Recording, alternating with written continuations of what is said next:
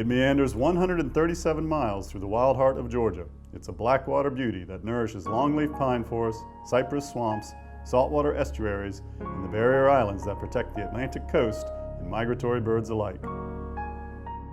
The Altamaha River, also known as the Amazon of the South, flows free with few latter-day intrusions like bridges or factories. It's a biodiverse playground for dozens of at-risk species.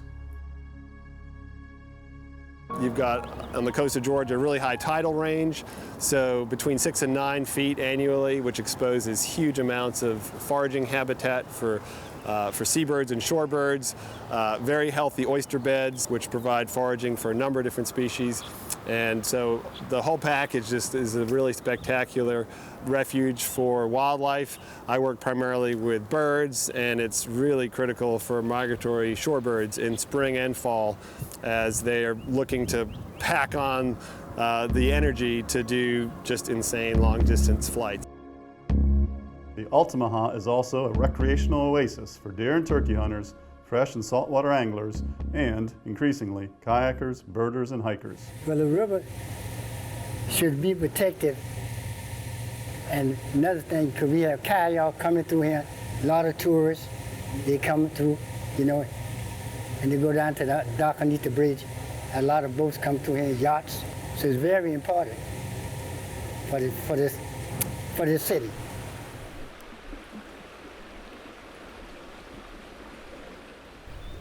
A paper mill, municipal wastewater, and agricultural runoff pollute the Altamaha. Development, anything from a 10-acre subdivision to a 5,000-acre horse farm, gobbles up precious buffer lands. Rising seas, warmer temperatures, and killer droughts harm flora and fauna.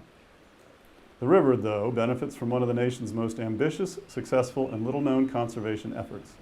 Nearly $100 million has been spent the last dozen years buying up huge swaths of land along the Altamaha, a 40-mile-long corridor from Jessup to Wolf Island National Wildlife Refuge has been protected along both sides of the river. Saving a river, of course, requires much more than nature-loving benefactors, nonprofits, and private foundations.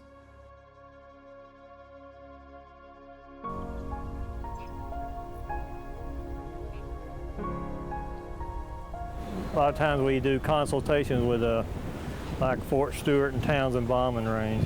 They have a lot of land though, and they bomb on very little bit of it. The rest of their land they try to do wildlife habitat on it and natural resources management. The Altamaha received generous support from an alphabet soup's worth of federal and state agencies.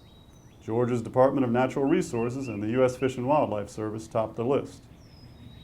The U.S. Department of Defense, known more for blowing things up than preserving them, plays a critical financial and environmental role in the Altamaha's survival. The river is a stellar example of a conservation corridor, a lengthy, protected bulwark against the ravages of overdevelopment and a warming climate. Within 45 years, the Southeast is projected to lose a South Carolina-sized amount of forest. The region's population could double.